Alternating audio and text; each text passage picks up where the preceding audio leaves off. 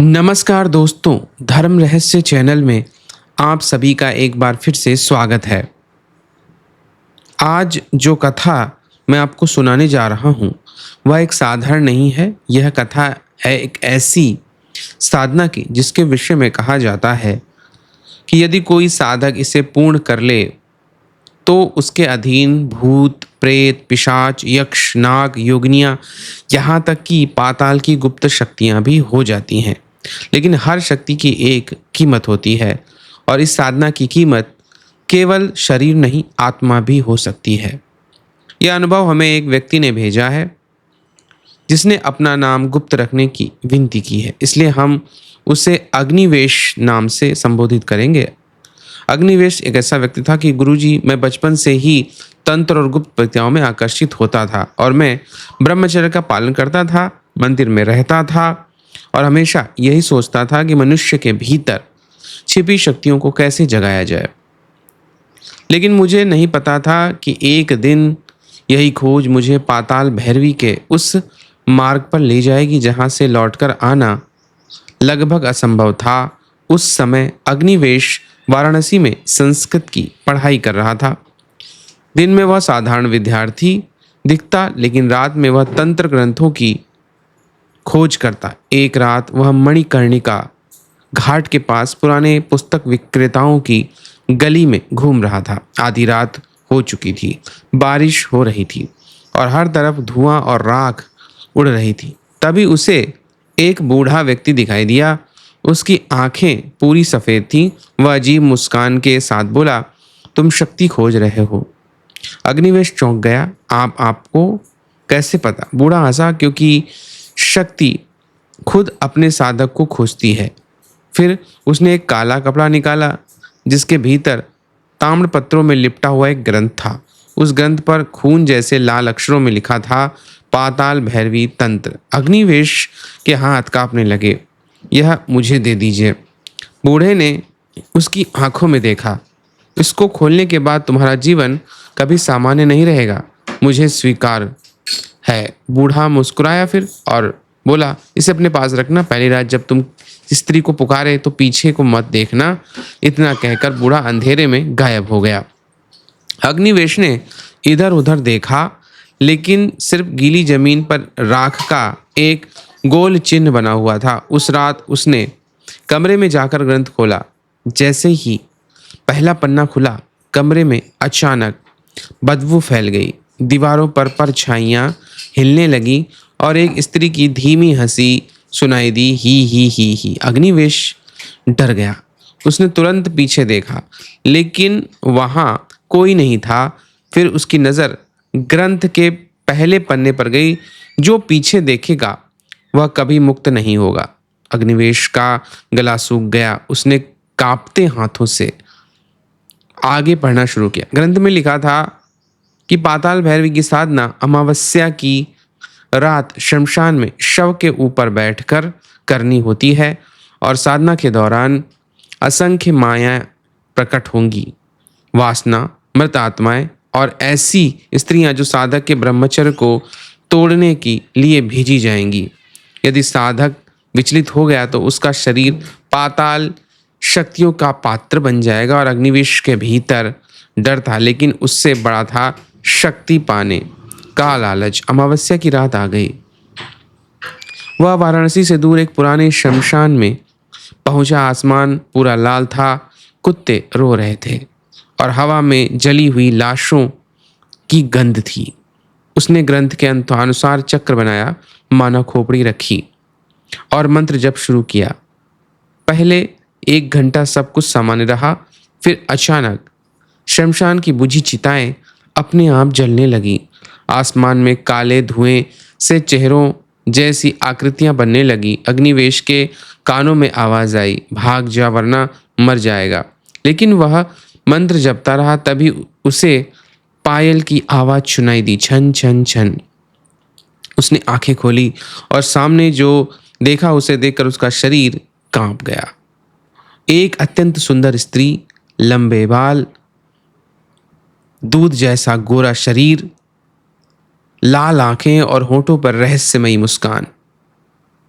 वह धीरे धीरे उसकी ओर बढ़ रही थी। साधक, उसकी आवाज बेहद मधुर थी। तुम इतने अकेले क्यों हो? अग्निवेश ने आंखें बंद कर ली। उसे ग्रंथ की चेतावनी याद थी, ये मायाएं हैं। लेकिन तभी उस स्त्री के ने उसके कान में फुसफुसाया, मैं तुम्हें वो सुख दे सकती हूँ जो किसी देवता ने भी अनुभव नहीं किया। अग्निवेश का शरीर कांपने लगा। उसके भीतर वासना और भय का भयंकर संघर्ष शुरू हो गया। तभी अचानक उस स्त्री का चेहरा बदलने लगा। उसकी आंखें बाहर निकल आईं, जबड़ा फट गया और जीभ कई फीट लंबी हो गई। वह चीखी, ब्रह्मचर्य बचा सका तो ही जिंदा रहेगा। अग्निवेश ने जोर से मंत्र जपना शुरू कर दिया। तभी जमीन हिलने लगी। शमशान के बीचों बीच धरती फट गई और नीचे से लाल प्रकाश निकलने लगा। उस दरार से बीच से हजारों आंखें चमक रही थीं, मानो पूरा पाताल जाग चुका हो। फिर धीरे धीरे एक विशाल स्त्री की आकृति बाहर आई। उसका शरीर काले धुएं से बना था। 8 भुजाएं, हाथों में खोपड़ियां और आंखों में ऐसा भय जिसे शब्दों में नहीं बताया जा सकता। शमशान की सारी आत्माएं उसके सामने झुक गईं। अग्निवेश समझ चुका था, यह माता पाताल भैरवी थी। वह कांपता हुआ बोला, माता। तभी देवी की आवाज गूंजी, शक्ति चाहिए ना? हाँ, तो अपना सब कुछ त्यागना होगा। मैं तैयार हूं माता।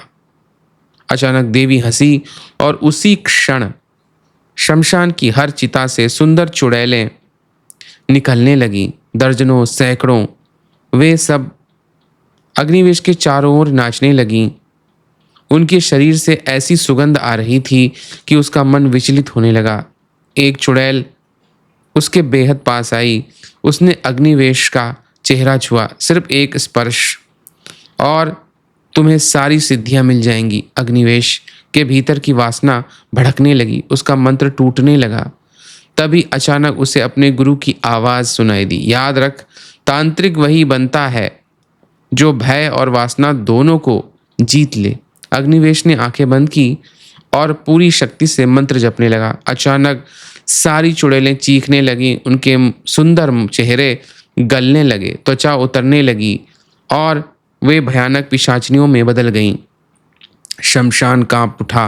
फिर पाताल भैरवी की आंखें चमकी, तुमने पहली परीक्षा पार कर ली है, लेकिन असली भय अभी बाकी था। अचानक अग्निवेश के सामने उसका अपना शव प्रकट हुआ।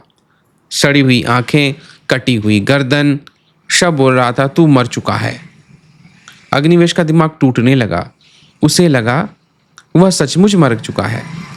तभी चारों ओर से आवाजें आने लगी, पाताल में स्वागत है। उसने देखा अब वह शमशान में नहीं था, बल्कि एक विशाल अंधेरी दुनिया में खड़ा था, जहां आसमान नहीं, सिर्फ अंतहीन अंधेरा और लाखों रेंगती हुई आत्माएं। कुछ दूर विशाल नाग बैठे थे। उनकी आंखों से आग निकल रही थी। योगिनियां हवा में उड़ रही थीं और एक काले सिंहासन पर पाताल भैरवी बैठी थी। उनके चरणों में भूत प्रेत यक्ष पिशाच सब झुके हुए थे। देवी बोली, यदि शक्ति चाहिए तो अपना मानव हृदय त्याग दो। अग्निवेश डर गया। मानव हृदय, इसका क्या अर्थ है? देवी मुस्कुराई, जिस दिन तुम्हारे भीतर दया मर जाएगी उसी दिन तुम पाताल के स्वामी बनोगे। अचानक एक छोटी बच्ची रोती हुई उसके सामने लाई गई। नहीं, मार दो। अग्निवेश कांप गया। तभी सारी पाताल शक्तियां चीखने लगी, कमजोर कमजोर। देवी की आंखें लाल हो गईं और अगले ही पल वह बच्ची अचानक भयानक राक्षसी में बदल गई। उसने अग्निवेश की गर्दन पकड़ ली। यह पाताल है, यहाँ दया करने वाले जीवित नहीं रहते। आगे की रात और भी भयानक थी, क्योंकि अब अग्निवेश को समझ में आ चुका था कि पाताल भैरवी साधना केवल शक्ति नहीं देती, वह धीरे धीरे साधक को इंसान से कुछ और बना देती हैं। और शायद उस रात के बाद अग्निवेश कभी पूरी तरह मनुष्य रहा ही नहीं। इस पूरी साधना की विधि मेरे पास है, जो यहाँ बताई गई विधि से अलग है, परंतु अगर कोई इसे करना चाहता है तो डिस्क्रिप्शन में मैंने लिंक दिया हुआ है, वहाँ पे जाकर के आप क्लिक करके आप इस साधना को खरीद सकते हैं। तो यह थी एक सत्य घटना। अगर आपको यह कथा अच्छी लगी है तो चैनल को लाइक, शेयर और सब्सक्राइब ज़रूर करें। आप सभी का दिन मंगलमय हो। जय माँ पराशक्ति।